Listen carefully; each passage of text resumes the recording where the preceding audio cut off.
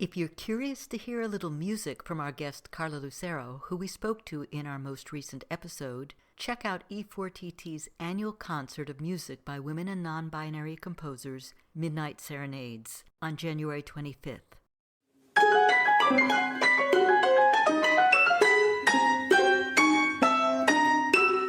Welcome to For Good Measure, an interview series celebrating diverse composers and other creative artists, sponsored by a grant from the California Arts Council. I'm Nanette McGuinness, Artistic Executive Director of Ensemble for these times. In this week's episode, we're joined by Gabriela Lena, who we spoke to in June 2021. Thanks so much for taking the time to chat with us, and congratulations on your 2020 Heinz Award. How has your heritage shaped your journey as a musician? And how are your compositions rooted in your multicultural, multiracial identity? I, like a lot of other musicians, saw a lot of our livelihoods wiped out entirely by the pandemic. And to have this kind of recognition was really life-saving. Some of the money went into my academy. I split some of the proceeds, and I started a small academy, the Gabriela Lena Creative Academy of Music, for emerging composers like myself that feel that we can't split our voice from our identity, our cultural heritage. And it's in every note of every piece of music that I write, even if it's not ostensibly on a Latin American theme. I mean, I'm a Latina 24 hours of the day, 7 days a week, so I can't really get away from it. I think it has been important for me over the decades that I've been doing this is to constantly evolve and to even be surprising in how I'm drawing on my heritage, so that while the voice may be consistent, the themes I may draw on or the instruments that I might write for keep evolving as my own skill sets get better and better. So my heritage and my exploration of what it means to be multiracial, a middle-aged woman, a Gen Xer, composer, partially disabled. It's a complicated package of traits and attributes, and I think it's very American.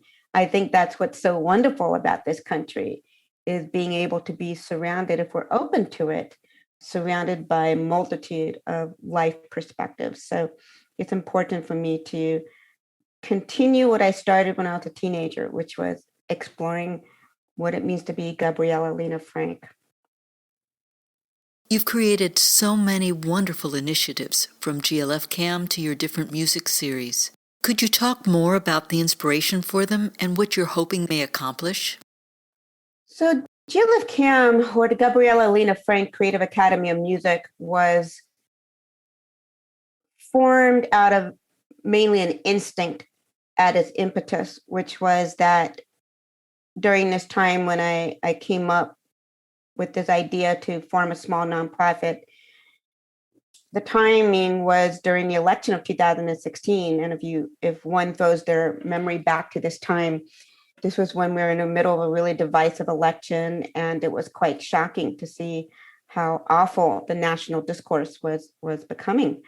And I was part of that group of people, just increasingly dismayed and really worried about how things were going to turn out. And during a cross-country trip that my husband and I took in the car, we drove through really economically depressed and culturally depressed areas of the country where I could see why certain kinds of messages that were so divisive would make sense or would be appealing. And we experienced some really one significant awful event of just out and out racism and hostility that changed everything for me. And I realized that I had to do something different other than enjoy a good career as a woman of color and in a field that does not recognize a lot of accomplished women of color. And that came to me, well, we have a large home now, having left the Bay Area a few years earlier, and I can open up this house for my younger siblings that are coming of age and create a safe space for people, all demographics, multitude of aesthetics, in various stages of emerging, whether as a student or a young professional, to create music together. And if this is out of my house, then I can handpick the people, both the composers that would be mentored and supported, as well as the performers who would do the mentoring and playing and premiering of their music through workshops.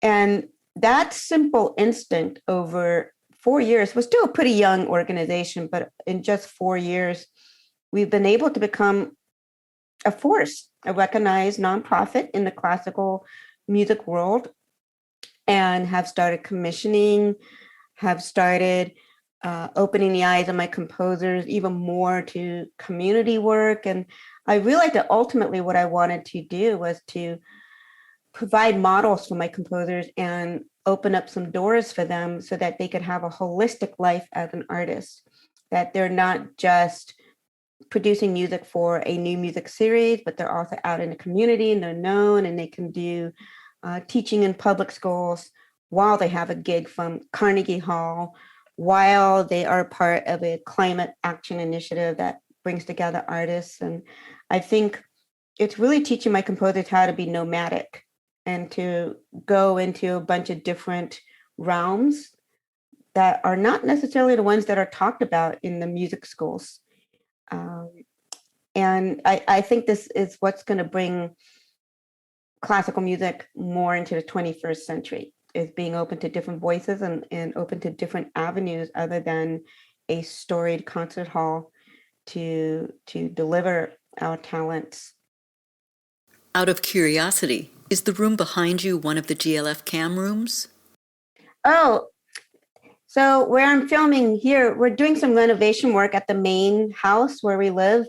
And I'm a freelance musician with 2 mortgages. We bought a fixer-upper and we spent a couple of years fixing it up. So this is one of the bedrooms with the, we commissioned these really beautiful bunk beds. This is a queen bed and a single on top from a young female carpenter in the area. And then we got some nice woodwork done here. So this is the so-called Mark Twain room, because this is the kind of wood that Mark Twain would have seen in his lifetime. We have a Bruce Lee room with Asian wood, and we have a Jimmy Cliff room, as in the reggae star, with the kind of wood you would see in the Caribbeans. And so this is where the composers stay when they come for the residency. Sometimes we put the performers instead here, and it's been super useful. So this is my temporary office until the renovation work is done up at the main house.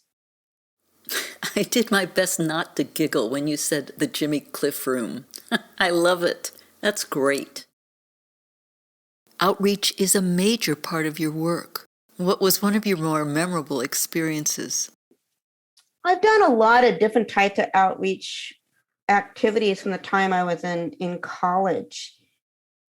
Some of them were more long-term and involve actual relationships with people, and others were one-off kinds of events that were stewarded into existence by somebody that was contracting me, whether I was a composer in residence somewhere or just visiting for a weekend for a concert of my music.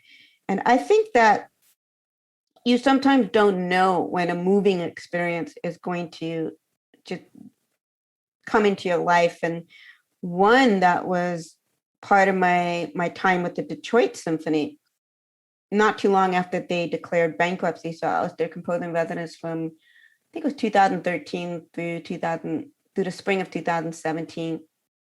Was in the last couple of years of that residency, I started dropping in as a guest with the music therapist at Detroit's Children's Hospital. And I'd never been in a company of 6 children like this. And these music therapists were incredible. And they took care of the doctors and nurses, as well as the kids that often were going through such hard times. And there was a lot of sadness in that place. And they were really trying to bring in joy. And they were considered very important by the nurses and doctors because children have fewer inhibitions. So a pretty piece of music might actually get their numbers up on their medical charts, that they really respond well to happy events and joyful events. And they're still children. So music therapy was really seen as truly therapeutic for them. I just remember some of these children still that I would go and improvise on a keyboard for, and we would do little songs and talk to them and speak with the parents. You could see the gratitude of the parents that we were coming in and just trying to brighten up the kids' day. And I remember also really being grateful that there are members of the Detroit Symphony Orchestra that were coming in, and they're taking off their professional hat and putting on a humanitarian hat, which can be really hard for us to do. We feel like this music's beneath me, or these people couldn't tell if I played a wrong note or in tune or not. And we need to step outside of that role as much as possible. I think it, again, will make us more relevant for the 21st century. And this experience with these little kids was one of the harder experiences I've been through, but it really it was transformative in many ways too. That's great. You know, music has such power, you're right. And if we're only in the concert halls, then we're not part of everyone's daily life. And then that space gets taken up by other kinds of music or other arts. So I think what you're saying is absolutely correct. Thank you for listening to For Good Measure, and a special thank you to our guest, Gabriela Lena for joining us today. If you enjoyed this episode, please subscribe to our podcast by clicking on the subscribe button and support us by sharing it with your friends, posting about it on social media, and leaving us a rating and a review. To learn more about E4TT, our concert season online and in the Bay Area, or to make a tax-deductible donation, please visit us at www.e4tt.org. This podcast is made possible in part by a grant from the California Arts Council and generous donors like you. For Good Measure is produced by Nanette McGuinness and Ensemble for These Times and designed by Brennan Stokes, with special thanks to audio engineer extraordinaire Stephanie Neumann. Remember to keep supporting equity in the arts and tune in next week for Good Measure.